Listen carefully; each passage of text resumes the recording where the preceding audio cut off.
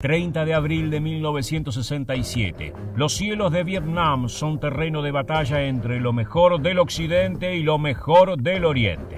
En una maniobra confusa, un F-105 Thunder Chief de los Estados Unidos, piloteado por Robert Abbott, queda a merced del tiro de un hombre que quedaría en la historia del conflicto. Aquel F-105 fue el primero de 9 derribos confirmados de parte de Nguyen Van Coc, el piloto más letal de toda la guerra de Vietnam.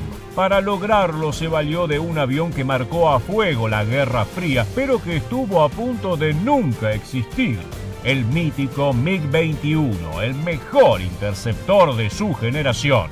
En este nuevo video de aviación militar queremos contarte la turbulenta historia y las espectaculares cualidades de una de las tantas obras maestras aéreas de la Unión Soviética y cómo casi lo tiran a la basura.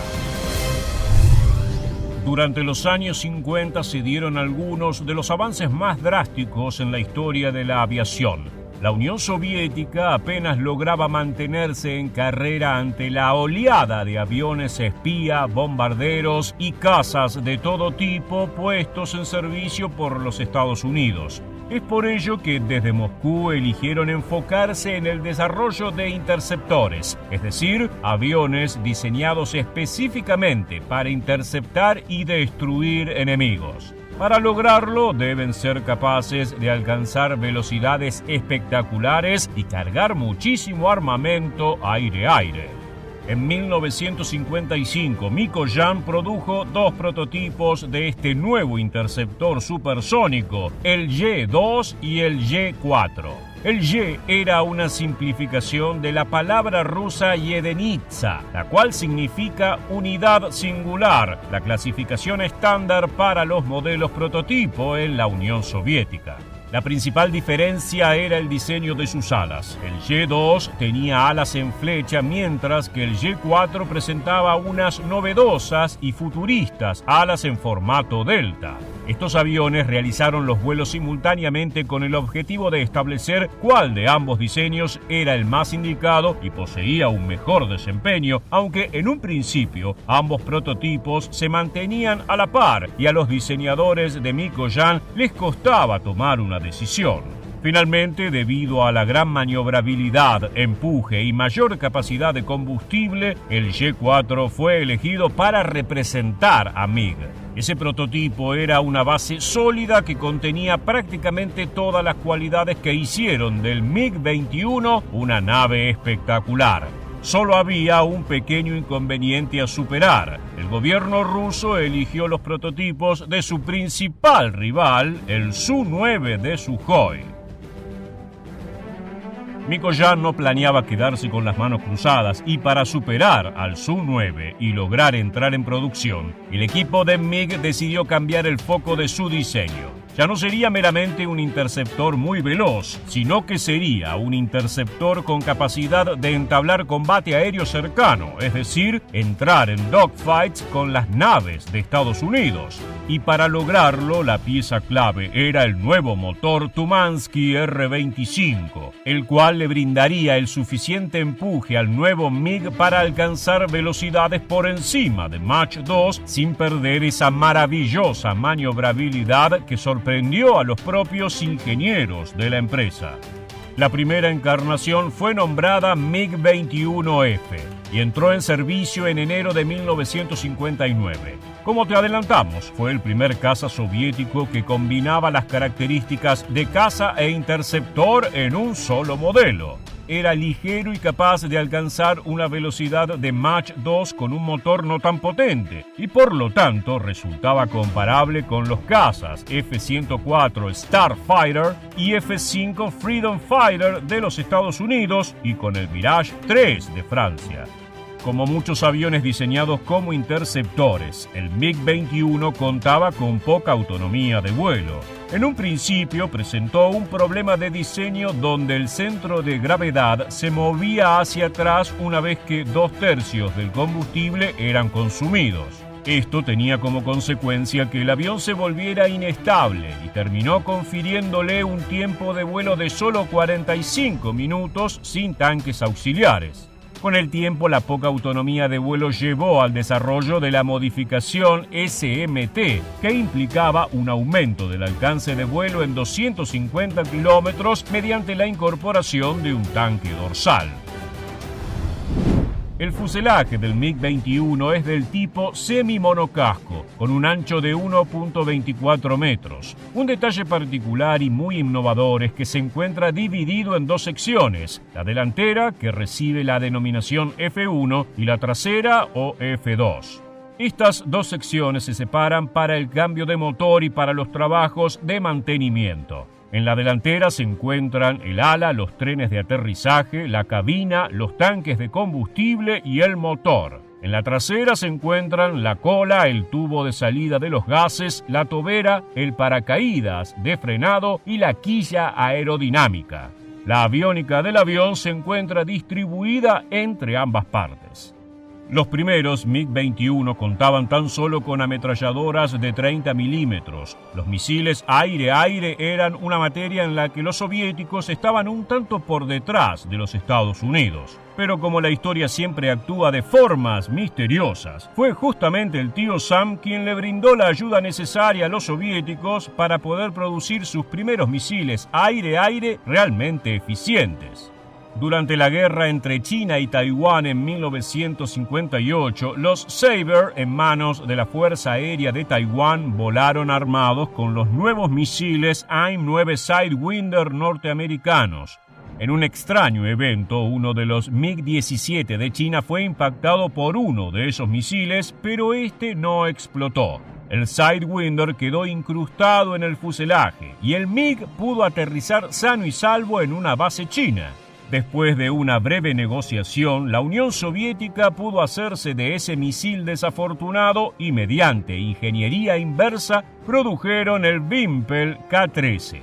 En palabras de uno de los ingenieros rusos que participaron de ese proceso, para nosotros obtener el Sidewinder fue como si una universidad nos ofreciera un curso avanzado en construcción de misiles.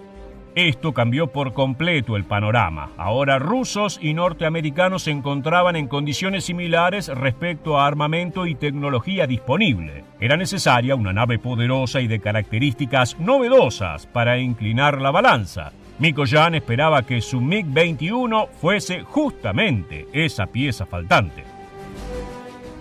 La guerra de Vietnam fue terreno de pruebas para muchas de las armas más avanzadas de Estados Unidos y Rusia, incluyendo al MiG-21, para ese entonces ya el mejor avión disponible dentro de la flota soviética. Del otro lado del Rin se encontraba el F-4 Phantom, el cual era un avión de combate multirol con lo último en tecnología de detección y aviónica de última generación. El MiG-21 era un interceptor no tan variado en sus usos, pero lo que hacía lo hacía muy bien, y con el piloto adecuado era una maquinaria mortal. Otro elemento clave a tener en cuenta es que el F-4 no contaba en sus inicios con cañones internos, ya que Estados Unidos creía firmemente que el futuro inmediato estaba en los misiles. En el caso de un combate cercano, el MiG-21 tenía una enorme ventaja técnica y armamentística. Esto resultó en numerosas pérdidas y humillaciones aéreas norteamericanas en los primeros años de la guerra de Vietnam. Estos fracasos generaron un cambio drástico de estrategia y el surgimiento de instituciones como Top Gun para modernizar el combate aéreo. Se produjeron más de 11.000 unidades, transformando al MiG-21 en un éxito rotundo alrededor del planeta. Por supuesto, esto incluye numerosas actualizaciones, siendo el MiG-21 bis el más poderoso y frecuente. El bis contiene un tanque que aumenta el rango operativo, pero además cuenta con aviónica de tercera generación, un sistema de navegación inercial RSBN, radar de exploración y sistema de control de tiro tipo RP-22M, con un alcance de hasta 30 kilómetros. En todos los aspectos representa una evolución significativa de la nave original. El MiG-21 se mantuvo como uno de los mejores aviones de combate del planeta por décadas. Lentamente los F-15 y F-16 lo fueron superando, aunque en manos de pilotos expertos, el Mikoyan puede ser letal incluso en el presente.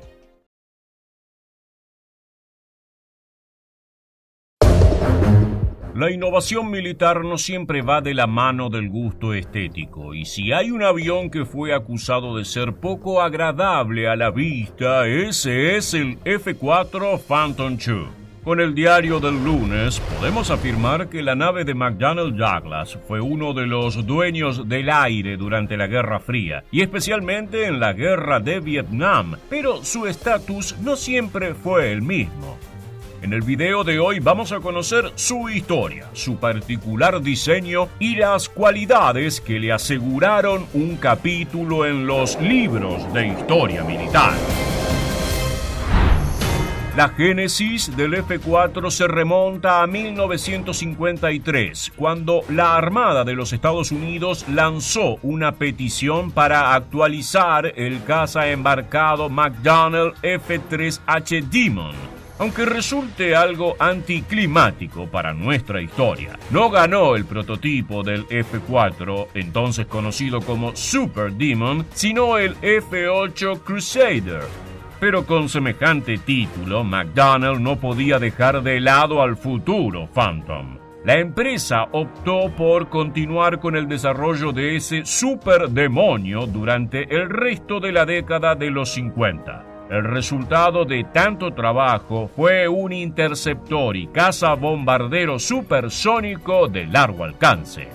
Inicialmente, el F-4H iba a ser nombrado como Satán o Mitras. Bajo presión del gobierno norteamericano, el avión recibió un nombre menos controvertido: Phantom II. Primero entró en servicio en la Armada estadounidense en el año 1960, pero con el tiempo también se sumó al Cuerpo de Marines y a la Fuerza Aérea de los Estados Unidos, de forma que durante los 60 el fantasma era la espina dorsal de buena parte de las fuerzas norteamericanas. Esto, sumado a su éxito internacional y su particular aspecto, le valió el lugar de ícono de la Guerra Fría. Muchos afirmaban que era una nave fea de proporciones dispares. El tiempo probó que hay cosas más importantes que la apariencia.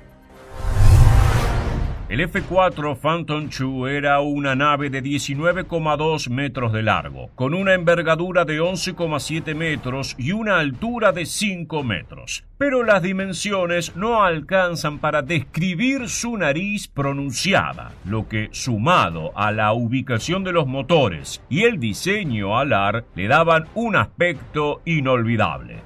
Eso le valió un sinfín de apodos, desde Rino o Rinoceronte por su nariz, a Doblemente Feo y Duff por la posición de las alas y el formato biplaza.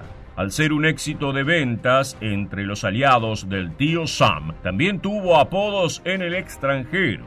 Los pilotos alemanes, por ejemplo, lo llamaban Cerdo de Hierro o Ladrillo Volador, siempre con cariño. Al ser una máquina pesada y de grandes dimensiones, necesitaba una planta motriz a la altura. Se eligieron dos turborreactores General Electric J79 GE17A, que generaban cada uno un empuje de 53 kN en modo regular y de 79,4 kN al utilizar postcombustión. Su velocidad crucero era de 940 km por hora, y a pesar de ser una nave de grandes dimensiones y con un peso máximo al despegue superior a las 27 toneladas, era capaz de alcanzar una velocidad máxima cercana a Mach 2.23. Una marca impresionante que iba en sintonía con las velocidades supersónicas alcanzadas por las naves de la Guerra Fría. Por último, su radio de acción era de 680 kilómetros, con un techo de vuelo de poco más de 18.000 metros. La mayor ventaja del F-4 a la hora del combate aéreo era su potencia, que le permitía al piloto entablar combate directo y retirarse a voluntad. Aunque el F-4 mostró ser algo propenso a entrar en barrena al realizar maniobras de ataque. Los pilotos informaron que el avión tenía buena respuesta y era fácil de pilotar en el filo de la capacidad de sus prestaciones. El avión estaba diseñado para disparar misiles guiados por radar más allá del límite visual, es decir, a unos 37 kilómetros de distancia entre el Phantom y su enemigo. Esta cualidad fue volviéndose más importante con el correr de los años. Hoy en día el combate aéreo cercano es prácticamente inexistente y los misiles BBR son infaltables en cualquier arsenal. Por otra parte, la mayor debilidad de los primeros F-4 era la falta de un cañón interno, lo que lo limitó operativamente. La doctrina militar norteamericana de la época dictaba que el combate a velocidades supersónicas debía evitarse, por lo que no se enseñaba a los pilotos maniobras de ataque aéreo. Para agravar el problema, las reglas de enfrentamiento en Vietnam descartaban el ataque con misiles a largas distancias para la mayoría de las veces. Esto fue cambiando con el tiempo y el Fantasma pudo mostrar su mejor faceta como cazabombardero, interceptor y en misiones de reconocimiento. Un factor clave fue el hecho de que al poco tiempo de su puesta en servicio, los F-4 de la Fuerza Aérea empezaron a llevar contenedores de armas externas tipo SUU-16 o SUU-23, en los cuales se emplazaron cañones Gatling M61 Vulcan de 20 milímetros. Las pruebas de combate demostraron que si bien el cañón montado de forma externa era un tanto impreciso, aún así era letal contra aviones enemigos y a un precio mucho más bajo que los misiles. Cada avión posee 9 puntos de anclaje, capaces de llevar una combinación de bombas Mark 82 y Mark 84, e incluso las bombas nucleares B-28EX y B-61, entre varias otras opciones. Además, los Phantom pueden utilizar cohetes SNEP de 68 milímetros y misiles aire-aire AIM-9 Sidewinder y AIM-7 Sparrow. Si prestas atención a la época en que fue producido, es evidente que el bautismo de fuego del F-4 fue sobre las selvas de Vietnam. Una de las misiones más importantes en las que participaron los Phantom II fue la Operación Bolo, llevada a cabo el 2 de enero de 1967. Luego, el 10 de mayo de 1972, un F-4 de la Armada derribó a 3 MiG vietnamitas, lo que llevaría a sus pilotos a ser los primeros ases de la guerra. Además de la potencia norteamericana, otros países que han operado al Fantasma fueron Alemania, Egipto, Australia, Corea del Sur, España, Irán, Japón e Israel. Es por ello que han habido F-4 Phantom II en prácticamente todos los conflictos de gran escala de la segunda mitad del siglo XX. Durante la etapa inicial de producción, Estados Unidos realizó una serie de vuelos de prueba con el objetivo de romper récords a modo de propaganda. Entre las principales marcas destacan las de velocidad de ascenso, de velocidad promedio en un circuito de 100 kilómetros y de altitud. En diciembre de 1961, utilizando un inyector de agua metanol, alcanzó la impresionante velocidad de 2.585 km por hora. Excepto en esta ocasión, siempre se utilizaron aviones de producción sin modificaciones especiales para, en total, establecer 15 marcas individuales. 5 de esas marcas de velocidad no fueron superadas hasta 1975. Lo cual es aún más destacable, si tenemos en cuenta que durante esas décadas se dieron muchos de los avances tecnológicos más importantes en la aviación militar. Nadie volvió a reírse de la apariencia del F-4 Phantom II luego de estos ensayos de vuelo. Con el paso de los años, el F-4 fue reemplazado por naves más modernas como el F-15 o el F-16, pero se mantuvo en servicio suficiente tiempo para tomar parte en la Guerra del Golfo. Su carrera norteamericana culminó en 1996, aunque hoy en día continúa en uso en Grecia, Turquía, Irán y Corea del Sur. La próxima vez que escuches que lo esencial es invisible a los ojos, de seguro recordarás a este avión feo que dominó los cielos de la Guerra Fría. Así llegamos al final de esta entrega. Gracias por acompañarnos nuevamente. Nos reencontraremos en el próximo video de Aviación Militar.